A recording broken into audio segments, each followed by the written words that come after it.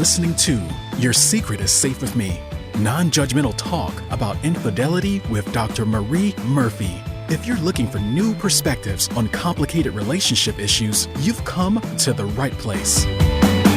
Days go by, they're crawling by. Hi, everyone. I'm Dr. Marie Murphy. This podcast is all about expanding the conversation around infidelity. I'm a relationship coach, and I specialize in helping people who are cheating on their partners make decisions about how to move forward that are truly right for them. On this show, we feature tools and guidance from my coaching practice, as well as advice from other professionals whose work pertains to the sometimes complicated business of human romantic relationships. Today, I have the pleasure of talking with CrisMarie Campbell and Susan Clarke, the co-founders of Thrive Incorporated. CrisMarie holds an MBA from UW, also known as the University of Washington, and is an Olympic rower. And Susan holds an MA in Applied Behavioral Sciences and is a relationship and equus coach. That means she guides people through coaching exercises with horses. Together, CrisMarie and Susan are the authors of The Beauty of Conflict for Couples and other books, and they also have a podcast called The Beauty of Conflict. As partners in work and in life for over 2 decades, they've created their proven step-by-step process through working with Fortune 100 companies such as Johnson & Johnson, Microsoft, AT&T, and my personal favorite, the San Francisco Giants. I'm a lifelong Giants fan. And through this, they've learned how to help long-term couples use conflict as a catalyst to greater intimacy, passion, and fulfillment.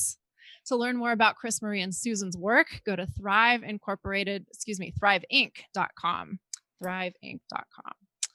Before we get to today's exciting conversation, this episode is brought to you by Marie Murphy, PhD. That's me. I provide shame-free, blame-free, non-judgmental relationship coaching via Zoom. You can talk to me about the things that seem too messy or weird or stigmatized to share with your best friend or your spouse or even your therapist, including but not limited to matters related to infidelity. To learn more about my relationship coaching practice or to schedule an introductory coaching session, go to mariemurphyphd.com. CrisMarie and Susan, I am so excited to have you guys here today. We love it, Marie. We're very excited to be on the show. Yes, we are. So awesome. Thank you so much. So now I'm sure you guys hear this far more often than I do, but often people tell me things like, I'm deeply unhappy in my relationship, but my partner and I never fight. So that must be a good thing, right? Oh, you think it would be a good thing. We hear it. Yeah. A lot of times we hear people say, we've never had any conflict. We've never had, and often they're not saying at the same time they're that unhappy. They might be telling you that, but in the moment they're not, dealing with it as a couple at all. Mm-hmm. But we actually believe conflict is just the natural juice in a couple that doesn't, aliveness, and a couple that doesn't have conflict. It's not always the case, but they're probably not that alive. And over again, we've, experienced couples discover that there's just a lot more juice when they start to deal with their differences. Yeah, for sure. Yeah. And most people don't like conflict. We don't even like conflict. And we wrote 2 books on it and have a podcast on it. But it is the sense of, we talk about in all our work, the me, how am I showing up? And then the we, our relationship, and then the context of our situation. And quite often, if there's not conflict, usually that person is not willing to self-assert. They've, as Harriet Lerner would say, de-selfed themselves. They're repressing their own desires in order to keep the peace and get along, because that seemed safer growing up and it seems safer today. Or they're focused on a situation like, we parent really well together. So we never fight about that, but they're not recognizing play, because that's the contextual piece, but they're not dealing with, well, what's it like between you and I? Because one or the other is probably not showing up, For sure. Before we go any further, I love how in your book you expand the definition of what conflict means. Like, I think a lot of people have a very narrow understanding or conceptualization of what conflict looks like in practice. But let's talk about your definitions of conflict. Well, it could even be that conflict could be that there's kind of apathy in the relationship, because what that means is the conflict is inside of me. I'm not willing to bring it out. Something isn't serving me, and so it can look like apathy on the surface, but there's a lot of conflict. We call that conflict within, in a certain sense, but it's because I'm not showing up. And, having done years of working in marriage and family therapy with all sorts of couples, a lot of times people think that the couple that comes in fighting is the most difficult couple. That is just not my experience at all. My experience is the couple that's fighting, there's juice there. There's something there. But when they're indifferent, or when they have more contempt for each other, it's more the indifference. That's actually a very different concern. And that, I think it comes because people think of conflict, define conflict as fighting. We actually think of conflict as when, it's a natural congruence, a point at which something that's really important to me and I have passion about and care about, and I have an opinion about, and in a couple, the same is true for the other person. Those three things come together and that's conflict. It's a natural state. And you actually want that. Irony is you want that in a couple. You want somebody who doesn't always think like you and has passion and cares, and you want to have something that you're driving and think is important to you. But you got to know that's a natural little sweet spot for conflict. And even it doesn't always look like, I think what people think typically when they think of conflict is the high volume screaming at each other. But conflict can be, hey, I want more intimacy in our relationship. And I just feel like we're roommates. Or we used to have so much fun together, but nowadays everything is just so blah. There are certain things I want my partner, that my partner is just, I want to do, but my partner's totally disinterested in. Or sometimes I wonder if my partner's even attracted to me, or I don't feel attractive to my partner anymore. Those things are all signs of conflict. Love it. Yeah. There's many more, but those were I was just reading from the start of that book. Yeah. What are a few more? I mean, I think that it's so important to expand this definition and give people license to name and claim conflict in their relationships. Well, I feel like I'm always irritating my partner just by existing. Somehow everything I do annoys them.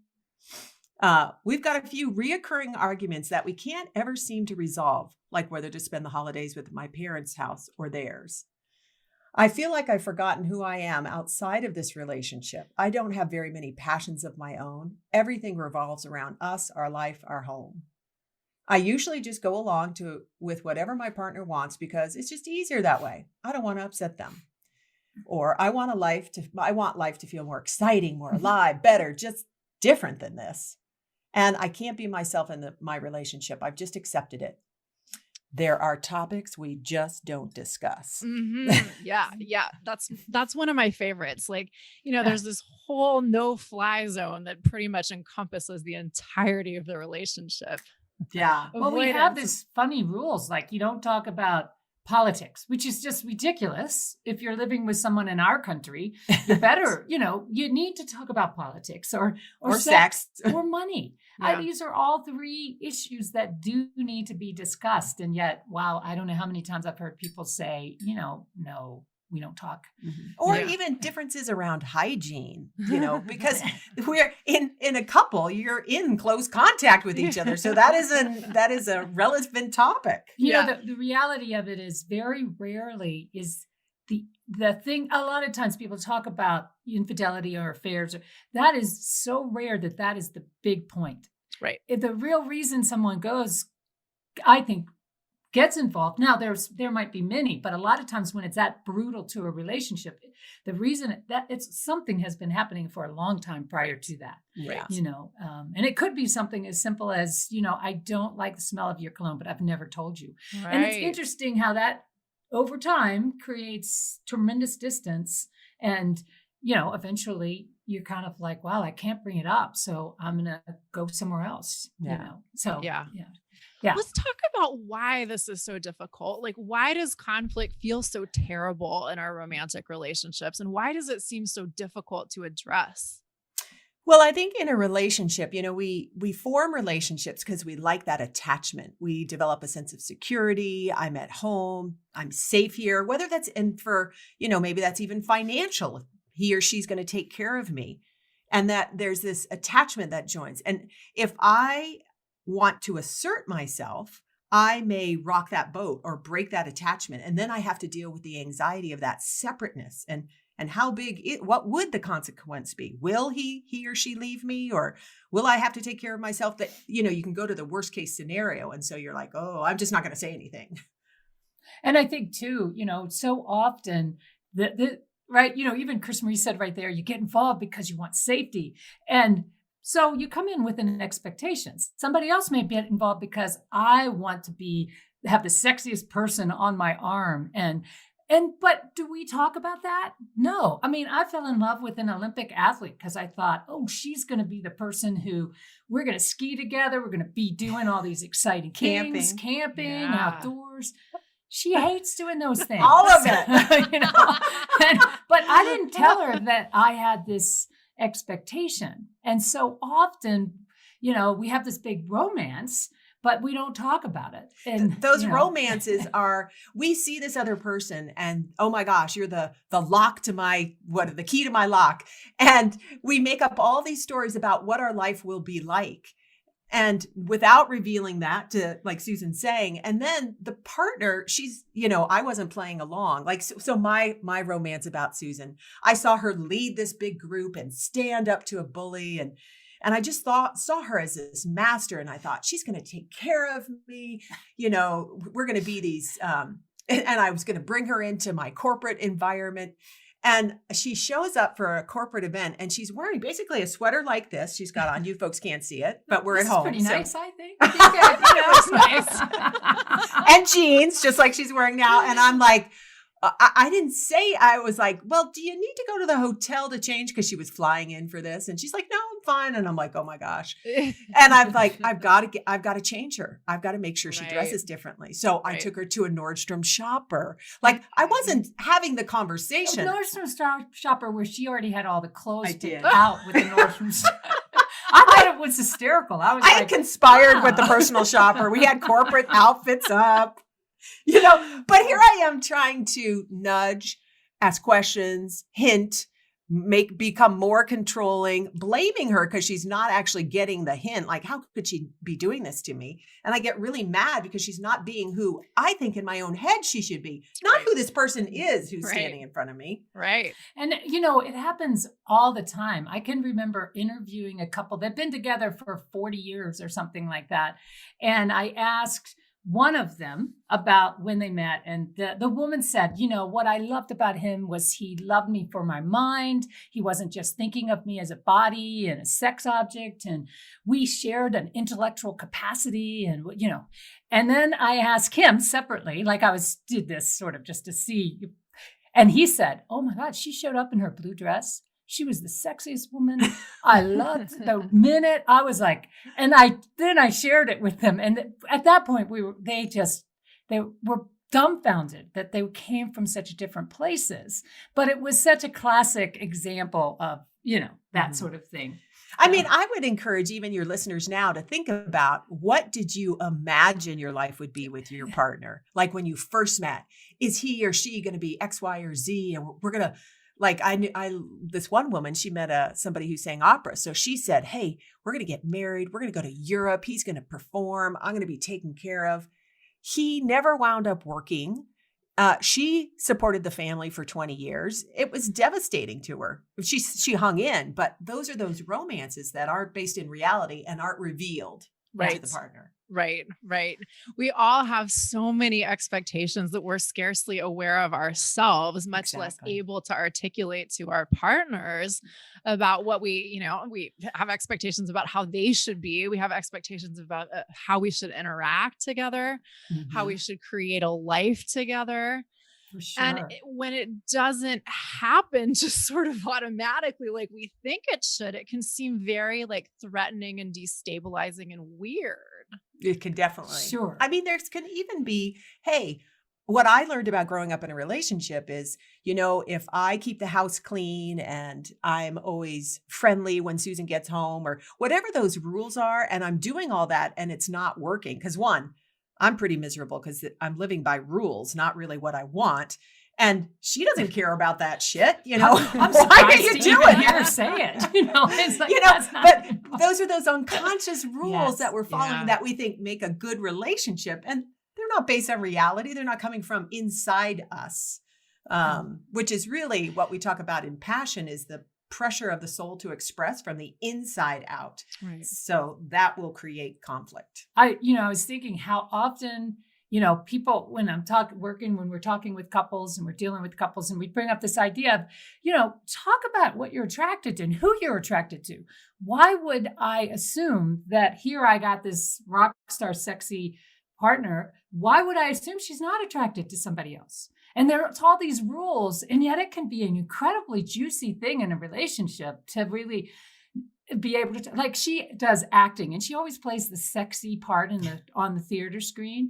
And the guys, I'm always kind of like, make me jealous kissing her. Like, just go ahead. That could be fun, but yet we have so many rules in relationships sometimes about no, if you're attracted to somebody else, that means I'm not okay. and all sorts of, and it's like, can we break down those rules and talk about them? Because that's really what matters. Well, and that, even if talking about attractions, which kind of mind blows, like really, but that can be, bring in the aliveness. If I am attracted to somebody, if I talk to Susan about it, all of a sudden that aliveness is now in between Susan and I, not being siphoned off with me in secret with this other person who may not even be doing anything, but it's brought right back into here. And that creates some juice and aliveness.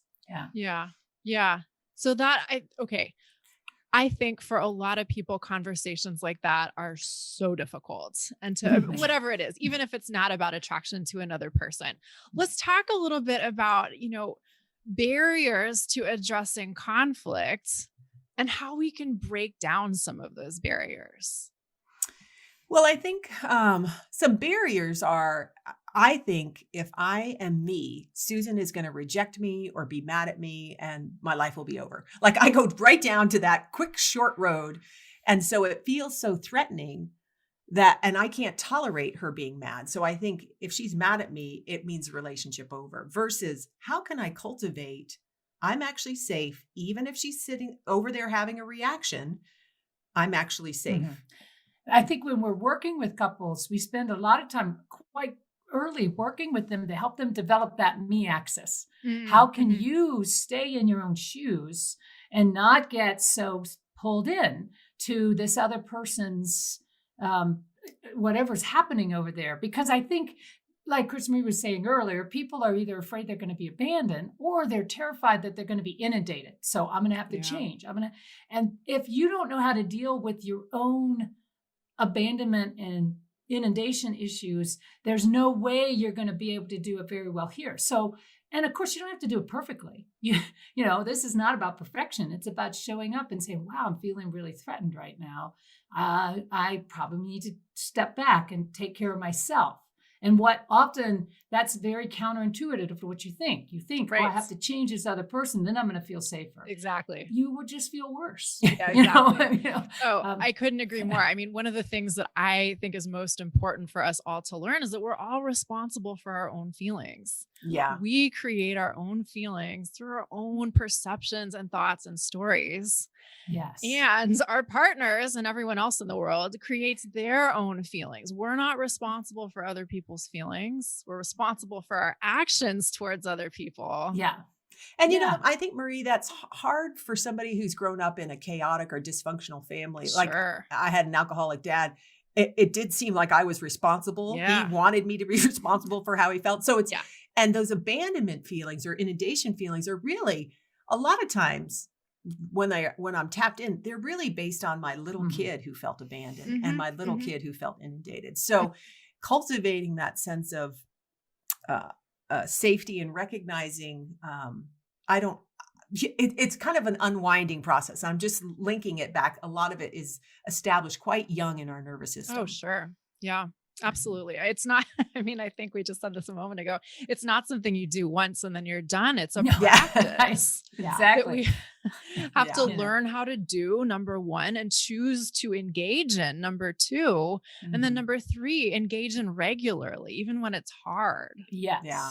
Yes. It's interesting. Like I was thinking too, a lot of people think a good relationship is one where everything's smooth or we're always close. Right. So with those rules, it's really crazy making. Well, I have to say something and she's definitely going to get mad at me about that. Oh my God, that's breaking those rules versus knowing, hey, I'm safe.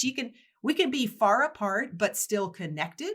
And that's what we cultivate it when we're working with clients. Like you can be upset, but you're still listening. So you're still connected that's a relationship is actually what's more important sometimes is the location than what we think of as, okay, I've got to have this sweet feeling. No, but it is important to know where you're each located. That's actually, to me, way more an example of intimacy and loving than just, we're always together. Everything's good all the time. Yeah, absolutely. I couldn't agree more. I think one of the most devastating myths about romantic relationships that's prevalent in our society is that they should be a constant source of good feelings. Yes. If you're not constantly feeling 100% excited about your partner and 100% amazing in the relationship, it means that something's wrong. Mm-hmm. Yes. Yeah. And that's not true at all. We do this our work is both with couples. It's also in businesses because the same things apply. People have these crazy notions that, the world should all be kumbaya. Mm-hmm. And it's like, no, that's actually not realistic. That is actually not unity at all. Unity is going to have some tension in it. And it's how well we deal with that tension that makes a difference. The same way unity in a couple is. It has tension. It goes like this. And, the biggest thing for me to say is, I am really upset right now. And I'm distant. I am distant. Now, in that, I am being intimate because I'm revealing my position. I am saying I am distant.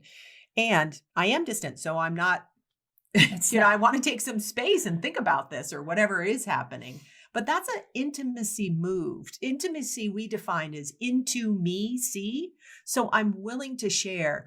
Right now I'm defensive. Right now I'm distant. Right now I don't know what to do. Or right now I'm so mad at you. I want to pull your head off, but I'm not gonna. Those are, I'm sharing. Or right now I do want to go have an affair because this relationship sucks. Like the willingness to do that. And I'm not going to. Right now I'm going to hang in.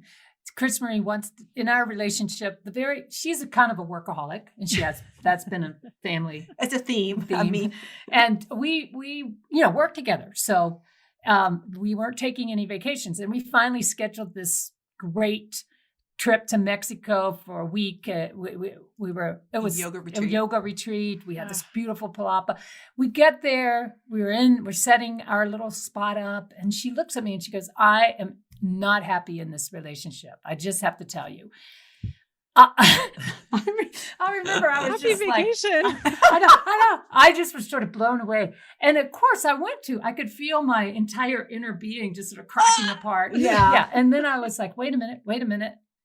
Remember the tools. We teach these things. So I said to her, look, I am willing to kind of address that.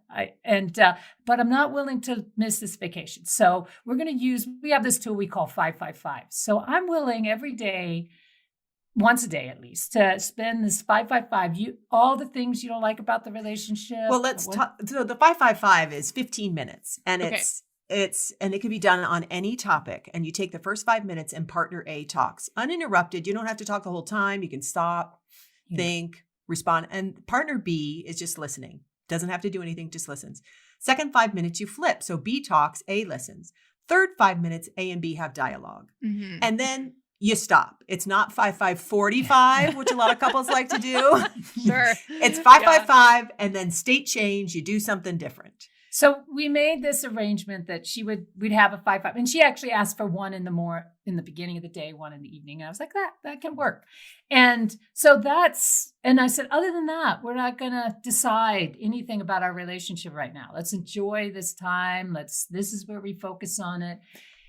Well, and what started to happen is first, I was very blamey of Susan. Like, I can't believe this, that, and the other thing. And then we kept doing it day after it was 7 days. And I started to realize probably about day 3, maybe 4, wow, I am not doing much to take care of myself. Like, I'm working all the time. I'm not doing acting or painting or dancing, which are things that light me up.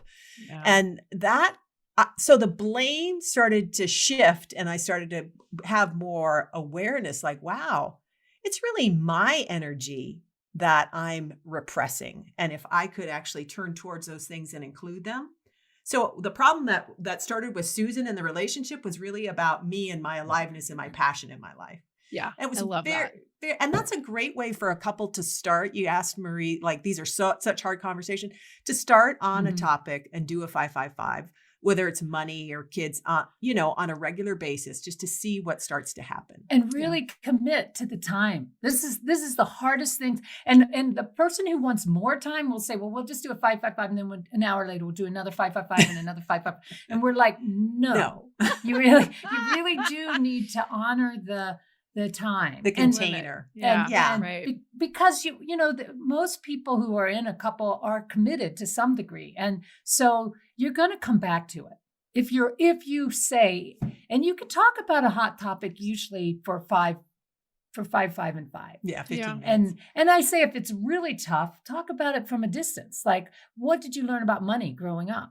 What did you learn about communication? That's a great one to start with, is what did you learn about conflict growing up? Yeah. What did you learn about communication? Because then you're not talking about the here and now between us. You're talking about history. And that also helps the person recognize themselves and see this other person and how different we are. Right. And then you develop the muscles so that you can start to talk about, well, how does that apply to our relationship? And, like, if I'm sitting there listening to her tell me all the things that are wrong with us as a couple, if I'm not pretty skilled at taking care of myself, I can start to collapse and either collapse or get angry. And so it does become, I have to work myself into, wait a minute, this is just her talking. And how do I keep grounding myself in that? Yeah. And so it does take sometimes talking about something what have been our favorite vacations, something that helps you develop the 5-5-5 muscle. And then you can do it better when it's a difficult issue. topic. Yeah, for sure.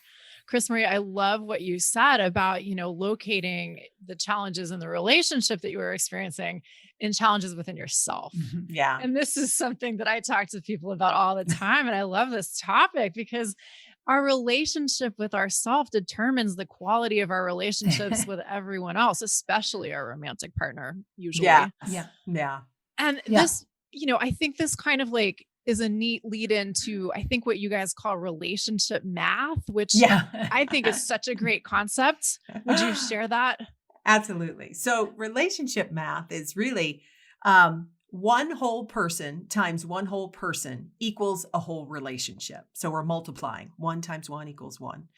Now, if I only show up halfway, but Susan's still her whole self, 1/2 times 1 is 1/2. So and then if Susan says, well, I better not say that, I'm going to hold myself back. So now we have half of Susan times half of CrisMarie. We've got 1/4 of a relationship. It's diminishing returns. It gets smaller and smaller. And it's, so that's why we talk about how can you show up as me, locate yourself and show up and tolerate your partner being. And the real diminishing in return is when you don't, no matter, and that is, no matter what. And you really don't, I think a lot of times I might be coaching someone who is like, but I'm always the one giving myself away. Why can't he or she do it? Blah, blah, blah. And it's like, you don't actually want them to do that. That's actually not going to help your relationship for them to start giving up their dreams. Right. But you need to show up with yours and then meet at that. What we call the contact point. So that a whole person times and meeting at that edge. And yes, it's uncomfortable when it seems like we have irreconcilable differences. What I want is totally opposite of what you want. And that's where a lot of what we talk about is having those 555s and asking your partner, why is this so important to you? Because when you start to do that, or I start to answer, why is this so important to me? What starts to happen is you get underneath the top, whether we move or not, or whatever the situation is, the challenge. And I start to get, well, gosh, I want to be fully expressed, or I want to be more alive, or you get to more of the core values conversation, which in that we feel a sense of connection. Because 9 times out of 10, people have made a decision about being right or wrong first. Sure. Like, even something like polyamory, like we wrote, and I remember one couple we worked with, this was a big issue for them. And, for her, it was like, absolutely. I am no way is that is not okay. And, we were like, okay, well, you may stay there, but let's just start to explore. And it ended up this particular person, for them, there was this whole thing. They had been like so anxious in their life, never able, depressed, deep, dark depressions. The man had. Yeah. Mm. And the other sexual experiences actually eliminated the depression. Actually, and you could almost see as she listened, it was like, well, that's not what I thought this was about, right. And she heard it from a whole different perspective. And she was like, well, I don't know if I can do this or not, but it's a whole different thing. And so it became like something very different. Yeah. It's a very powerful experience, because when I don't know what's really, but I've decided, no, it's wrong. I had the same thing come up with another client who the guy wanted to teach his kids how to use a gun. And the other person was like, the wife was like, no guns, and yet very, and it ends up, he's a police officer. He had a whole lot. He said it's way less violent if someone knows how to use a gun. There was a whole conversation that happened, and, I don't know whether they ever, I'm not exactly sure what happened with the gun, but their whole relationship changed because they talked about it differently. And she understood where it was coming from. It's kind of like moving in and getting closer to understand and being willing to reveal, why is this so important to me? It just creates a sense of connection that we actually crave in relationship, to have those. So it becomes less about solving the problem and more about seeing this other human being who I say that I love and want to know. And that's that moment of intimacy that's so powerful. It's so true. I mean, I think what you said about having an agenda to be right or prove another person wrong often supersedes our desire to understand. Yes. And what I always tell people, and I'm working on this one myself, is seek first to understand before you disagree. Mm-hmm. Yeah. I mean, I think it's okay. I always tell people, it's okay to show up with a strong opinion, own that. Mm-hmm. And then can you let it go? And usually if you can own your opinion, just how important it is, you actually can be a little more willing to kind of, this is why it's so important to me, but I actually really want to listen now. A tool that Susan, this happens for me when I am fighting for my opinion. One of the things that I think you do really well, Susan, and I think it's a great tool for listeners out there, is to reflect back both what I'm saying and the tone, like, wow, you sound really pissed because you don't think I care about this relationship. As soon as she does that, she has not agreed with me. She has not disagreed with me, but I feel so seen and heard. I'm like, yeah, that's it. And I kind of drop that pushing energy to be fighting to be heard. And then I can actually hear more because I've been seen and heard. So that's a very powerful tool. And if she's not doing it, I can say, hey, wait a minute. What are you hearing me say? Yeah, that's great. And I think the key is, for me, I really have to decide, I don't have to agree with being in her shoes. I don't have to like being in her shoes. Can I be in her shoes? Can I actually try to, and I find that, like, for my, I'm like, well, I'm kind of curious whether I could do that. I am interested. And that gives me the willingness not to take it on so personally. Right. Like, which is so helpful to me. Well, and how you externalize that when we're in those situations is you say, wow, if you're seeing the world like that or putting those pieces together, no wonder you're so upset. Yeah, right. Exactly. Again, I'm like, oh my God, that's so true. I feel so seen and heard. Right. Right. Oh, Yeah. Absolutely. Our experiences are a product of our perceptions of how things are. Mhm. And when Yes. we can understand that, we're creating our reality, our partner's creating their own reality, when we can witness ourselves and the other person doing this, and when we can do it for each other, Mhm. everything starts to seem a little less like high stakes, like we have to agree or else, the sky is going to fall any minute. Yeah. Yes. Yeah.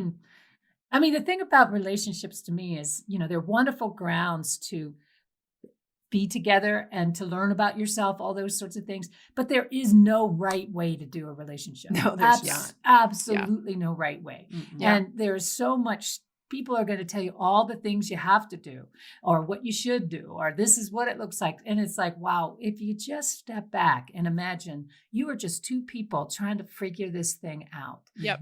Or three people, However but, and the key is there isn't a right way to do it. And I if mean, you know, we'd lead workshops, couples workshops, and it's amazing how this really comes to like reflected back to me is these different couples in these workshops. And one couple, they both live in separate houses and have for like 14 years and have the best relationship. Right. Another one is polyamory. Another one has had an affair and they're recovering from, like, it's just like so many different variations. Right. And it's funny because I'd say over the years doing this now for, we always have a room full, I'd say of 90% heterosexual couples looking up at us as their workshop leaders. Two women. And the first thing we hear is two women. How did I get here? Like Men are from Mars, women are from Right. Venus. You can't help me. And I was like, that, you can use that excuse. But by the end of the week, I think you're going to find it very different because we can't use that excuse. Right. You're from Mars, I'm from Venus. Right. We're both from Venus. We're both, And, I don't know how many times, especially, it's usually been men have come up and said, wow, I was just sure this could not help us because there wasn't a perspective that I thought would be helpful. And then I realized, oh my, I'm like you in this Yeah, situation. yeah, I'm yeah, like CrisMarie around money. I'm like, And it's just two people who have differences and how to bridge that and, with goodwill, really. Yeah, And, I love that. I think it's so important to call this out because, we have so many prevalent notions of gender essentialism in our society. Like women are like this and men are like that. yeah. And, sure, we are socialized in different ways. There are different expectations of men and women. All that may be true, but that does not mean that we are as inherently different as the media tells us we are, or the self-help books tell us we are, et cetera, et cetera, et cetera. And calling out the fact that these experiences are human experiences. Mhm. Yes. Humans in relationship experiences, not tied to our gender per se. That's so true. I remember when I was getting my master's degree, I got asked to be on a panel of same-sex couples. This was actually Same-sex people, not couples. same-sex people. Right. Yeah. To help this room full of people who are going to be therapists deal with people who were in same-sex relationships. So you're like the exhibit A. Yeah, Like, exactly. But Queer what was couples are like interesting- this. Now this was a long time ago. I was in a different relationship at the time that was non-sexual. It was another woman, and I had a wonderful relationship at that time. So I got up and I said something on the panel. Like, it's not necessarily about sex. I don't have sex with my partner, but it's a topic of discussion we have a lot. I feel very sexual. She doesn't. It's not okay. Anyway, the panel turned on me. Like the other same-sex people were just so angry with me for, I think the room was You're sort a of bad stunned. gay. Yes. Right. And then, I was I was blown away by this experience. And later the faculty member said, I had, she goes, I get you were just up there talking about, she goes, I feel badly that it went so south. And she goes, the only thing I could tell you is, bisexual people who are in lesbians, you're kind of at the lowest end of the totem. Yes. And it was such a learning thing to realize though, but that's where we have so many judgments about where we put things and how people look. And then we hear something that takes that story away and we either have to refute it. Like that is just not possible. You are. Yeah. Or we have to open up and sometimes into some uncertainty that there is not a right way. There is not a right. And then that's terrifying to us. Of course. Yeah, we Yeah. want certainty so badly for the We most do. part. Yeah. Yes, And I think it's so fascinating, this whole experience we're going through with the pandemic, because suddenly couples that have done all these other things that have probably kept their relationship somewhat okay, like they went to work or they go out with their friends and now they're in their house with each other. Yep. And it's like stuff is bubbling. And Yep. for some people, it's great. And for other people, it's like, oh, this is, Oh my no. God, I didn't sign up for this. Yes. Right. And they, we did like a webinar or something early on in the pandemic, like don't let the COVID kill your relationship or something like that. Yeah. And a lot of people were unwilling. I think people are so afraid of how to get through this that they're repressing a lot. And when people can get out, it's going to be like, leaving, people divorcing or leaving. I hope not. But, I think we sublimate, if that's the right word, squish down my differences so that I can keep the peace because this is what I've got to do to survive. But hopefully this is going on long enough now that people are realizing we better just start surfacing it and be surprised at your resources. This is what I would say. You're actually going to be surprised at your own resources. You may discover your partner has resources that you didn't know anything about. And, there's actually more possibility here, and less excuses because we don't have some of the things we used to be able to do to kind of step away from to distract and reduce the tension. Right. The thing that I have found most fascinating about the whole pandemic thing is how entitled we think we are to a certain way of life, to a certain format in which our relationships exist. Yeah. And that when we don't have these things, we think it's like, well, I didn't agree to this in my marriage. I didn't agree to spend this much time with you. So therefore this sucks. Rather than, hey, life is unpredictable. Oh, yes. This is what's happening now. How can we engage with this now? Right. Exactly. That's the interesting opportunity. Right. I mean, on the one hand, I get it. Like we all are just doing the best we can in our lives and in our relationships. And we all get to choose what we want to engage with and what we don't. Yes. But going beyond that limit is where the opportunity for interesting and amazing things to happen really starts to occur. Yes, absolutely. Yeah, for sure. I just think there are so many opportunities now. Like, I don't know how many families I see where one of them's wearing a mask. Maybe all the kids are wearing the mask and the other one isn't. The dad isn't. And you got to believe there's some conversation that should go on there. Like, and I can't help honey, I'm curious, why aren't you wearing your mask? What's up with that? There's just vaccines. What do you believe? There's so many things that this has brought to the surface that are just examples of things that were probably already there. I don't think the patterns were there. Now there's just something that brings it right to the foreground. Yeah. And that's a great opportunity. Yep. I know, CrisMarie, you have to go. Thank you so much for joining us. Susan and I will keep talking for another few minutes, though. Oh, how exciting. Okay. Lucky ducks. I loved being on the show, Marie. Oh, thank you, CrisMarie. It was lovely having you. It's pressure that makes the diamond. It's irritation that makes the pearl. But the other thing is like sometimes irritation can force us to a decision. Yes. And it's not necessarily bad to say, look, I just don't want to be a part of this relationship anymore. I don't know how much of the work we've done over the years has actually been helping sometimes couples end their relationship in a way that makes sense. Yes. It does not have to, it's not about, it's not always that this has to go on forever. Yeah. And how you do that and is so, it can be explosive or it could actually be, wait a minute, we just need to keep talking. And I think we can figure out why this might be exactly what's best for each of us. Yeah. But yeah. Yeah. I mean, I don't know if you see this, but I see a lot of people who really fear the potential of, say, a marriage coming to an end, and thus they avoid any kind of conversation that could touch on the conflict, touch on the possibility of dissolving the relationship. And it's so, and what's interesting is I've also seen so many couples that when they have the courage to dip into that, some of the things they've decided to do blow my mind in terms of the way they dealt with, maybe it's often because of kids, but, some way that they've kept their relationship. But the way that it's different, it's defined different, but it can be amazing what people can do. Right. So, right. The ending doesn't necessarily have to be an ending of the relationship. It just may be a significant transition point in what the relationship looks like. So for sure. Yeah. And I also think of how many times, like this has been big sometimes. I remember CrisMarie and I were doing a couples workshop, and we were talking about another vacation we took, which she happened to have set up. It was a biking vacation. And it was my favorite experience. And we were in this couples thing talking. And for the first time, she was like, I was miserable. It's my least favorite thing.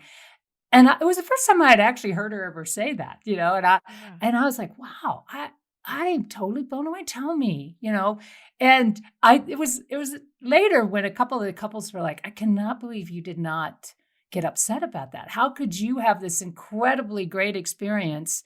And she had such a miserable one, and that didn't, and I was like, it didn't diminish my experience. I did have a great experience. And I was very curious why it was so painful for her, and how often we think that can't be the case. Right. And that even a relationship, I might think this is great. She may think it's horrible. And we have to talk about that. It doesn't necessarily mean I'm wrong and she's right. We just have to figure that Right. Figure we can that out. create a container for our relationship to hold different experiences. Exactly. Yeah. So, Love that.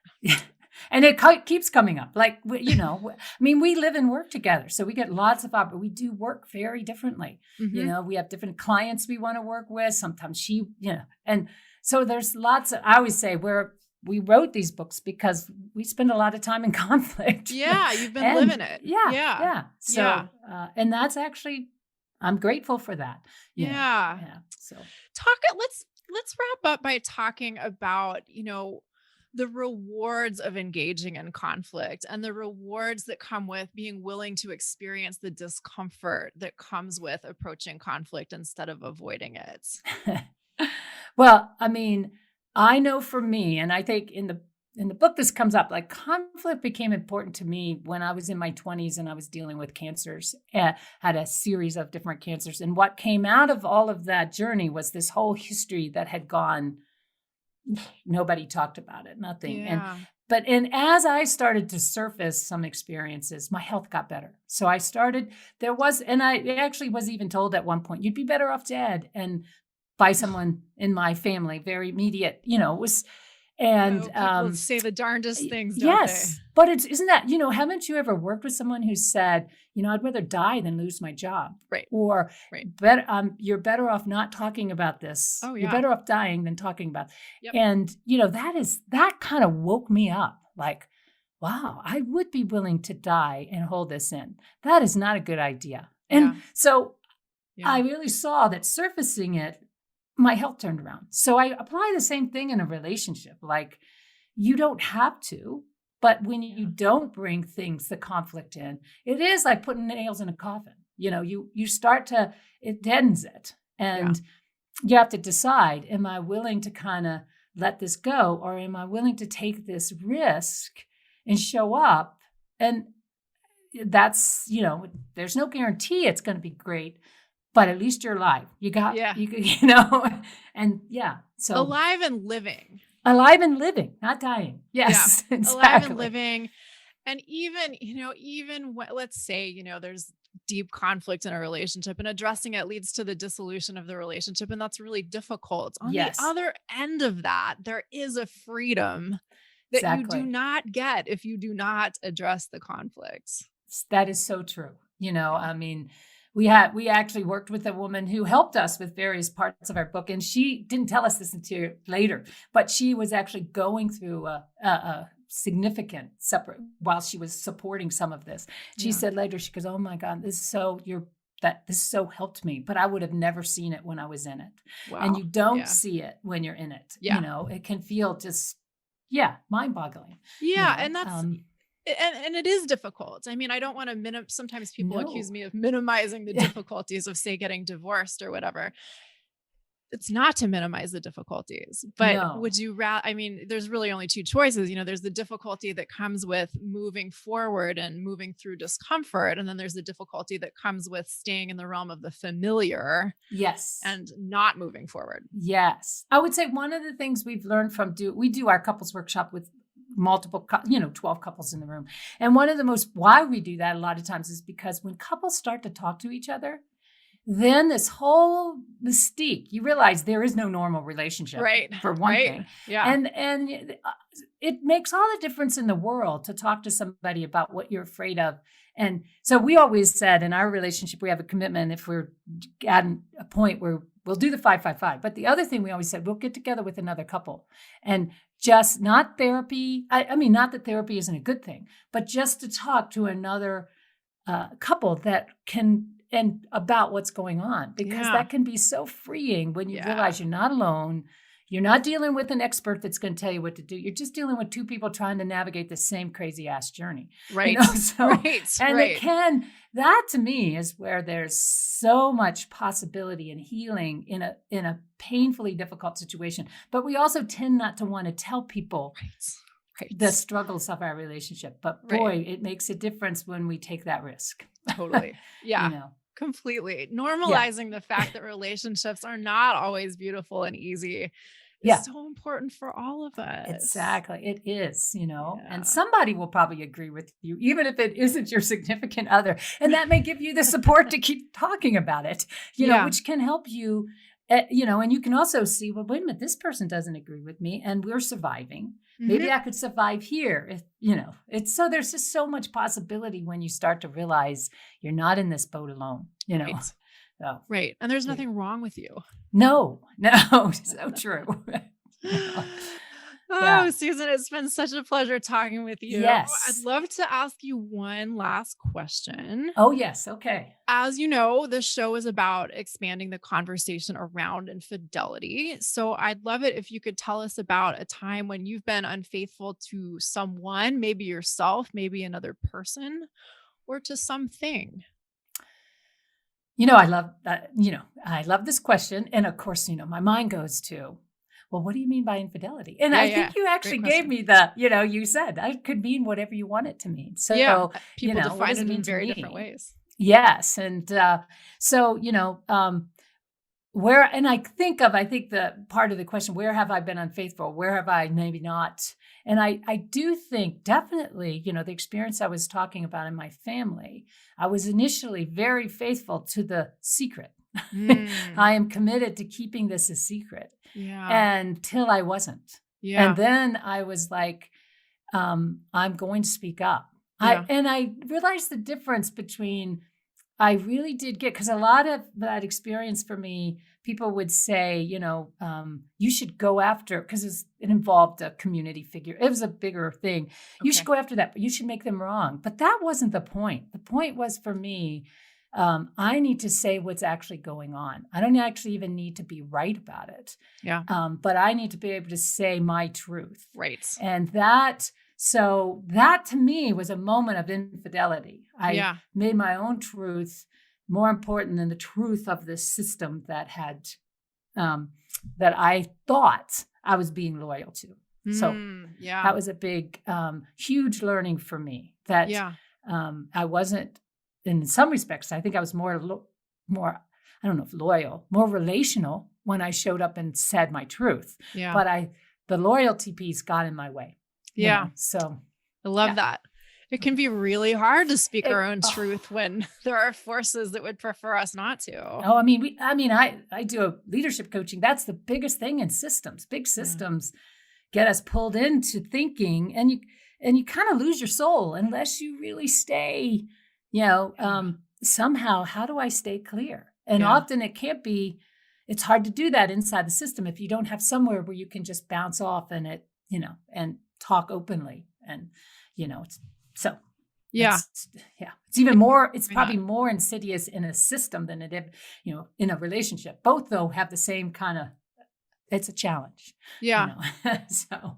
Yeah. Thank you for calling that out. I think that's something that a lot of people struggle with. And I think we need to have more honest conversations about that. Well, I mean, I think that's the big problem with some of the systemic issues we have right now. How do you talk about racism and social injustice? Yeah. Because those are, we think those are big topics, but they really have at the root of them some of the same things we've been talking about. Yeah. How do you, not take, I'm a white woman. Okay, I don't have to take on all this white woman stuff if it doesn't fit me, but I need to look at some of it. And that's such a tricky dimension. So we've gone into another topic now. No. It could be a whole other podcast episode. Yes, it could. Right. Well, don't you two have a workshop coming up? We do. We are doing our Beauty of Conflict for couples. And we're doing it virtually now. And the way to find out more information about that is you could go to, it's not as easy to find on our website. It is there, but we do it at the Haven, haven.ca, haven.ca, and Beauty of Conflict for Couples. And it's also on our website. You could probably get it. And remind everyone what your website is again. Thrive, ThriveInc,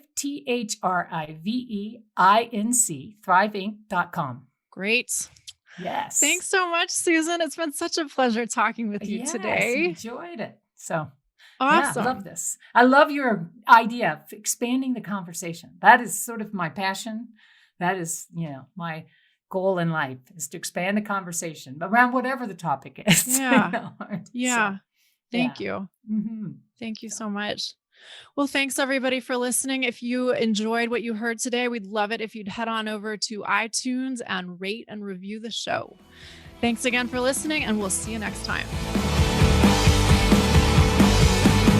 Thanks for listening to Your Secret is Safe with Me with Dr. Marie Murphy.